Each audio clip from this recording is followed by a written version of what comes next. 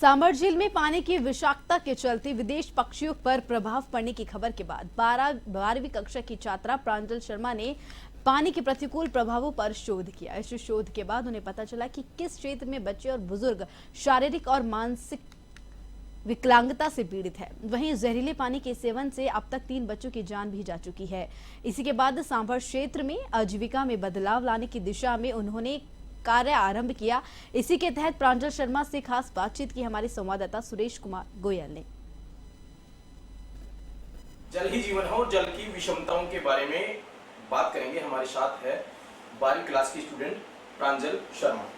प्रांजल, आपने जल ही जीवन है और जल की महत्व आपको बताया है, किस प्रकार से जल की महत्वता है, और आपने जल को लेकर जिस प्रकार से सांभर झील में काफी टाइम पहले बहुत से पक्षी मरे, जी, ठीक है, और आपने उस पर एक एक्सपेरिमेंट किया, ठीक है, किस प्रकार से देखते हैं? First of all thank you so much for this honour sir. ये बिकॉज मैं एनवायरमेंटल साइंस और पॉलिटिकल साइंस की स्टूडेंट हूँ, हमारे करिकुलम में बहुत इंटरडिसिप्लिनरी अप्रोच होता है। इसलिए मैंने एक आर्टिकल पढ़ा था 10th ग्रेड में जब मैं थी। वो था जैसे आपने कहा सांभर झील के पास में पक्षियों की मौत के बारे में।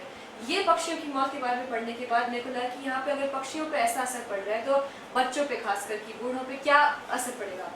इस असर को पढ़ने के बाद जब मेरे को पता चला कि वहाँ पे बहुत ज़्यादा फिजिकल और मेंटल हेल्थ डिसेबिलिटीज़ होती है और 3 बच्चों की मौत तक हो चुकी है इस पानी के दूषित होने के कारण, मैंने बहुत रिसर्च एंड डेवलपमेंट किया और बहुत ही रिसर्च करके मेरे को एक सस्टेनेबल सोल्यूशन मिला था। एक कंपनी है बायोजेट टेक्नोलॉजीज, उसमें वहाँ पे वो एटमॉस्फेरिक वाटर जनरेटर्स बनाते हैं।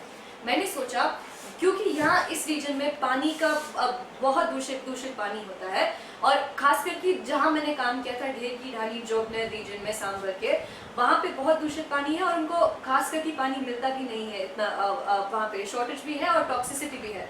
इसलिए वो जो मशीन्स को जब मैंने ढूंढा, मैंने सोचा कि ये मशीन्स जो हवा से पानी जनरेट करती है, यहाँ सांभर के जोगनर ढेर की ढाली रीजन में एक डे केयर सेंटर, एक स्कूल के लिए अप्रोप्रिएट रहेगा। इसलिए वो सब रिसर्च एंड डेवलपमेंट करके मैंने वो मशीन्स को ढूंढा और यहाँ पे सांभर के रीजन में आपने सांभर झील के आसपास जो बोफा जनजाति है, आपने उनको चुना, ठीक है जी। आप जयपुर के अलावा और भी कहीं आप इस पे एक्सपेरिमेंट कर सकते थे, और भी कहीं कोई ऐसे गांव है जहां फ्लोराइड बहुत ज्यादा है, सांभर को ही क्यों चुना?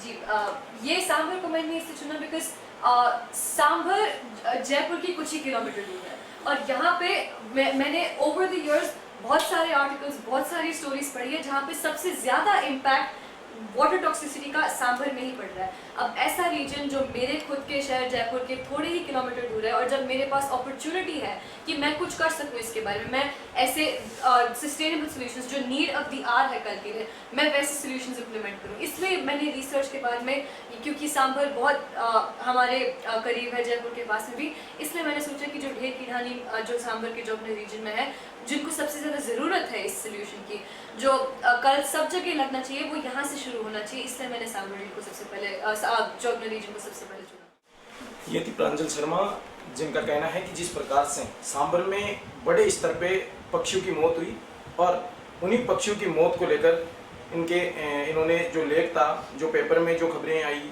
और टीवी पे जिस प्रकार से, सोशल मीडिया पे जिस प्रकार से जो खबरें आई, उन खबरों को देख के, उन पेपर की कटिंगों को देखकर इनकी जो सोच है वो डेवलप हुई। अभी महज 12वीं क्लास की स्टूडेंट है, और इन्होंने छोटी उम्र में एक ऐसा एक्सपेरिमेंट किया है कि लोगों को शुद्ध पानी मिले, और इसकी शुरुआत है वो इन्होंने सांभर झील से की है। सांभर झील के आसपास में जो बोफा जनजाति है, वहाँ से उन्होंने ये जो काम है, इसकी मुहिम की शुरुआत की है। कैमरा पर्सन सोलंकी के साथ सुरेश कुमार, A1 TV।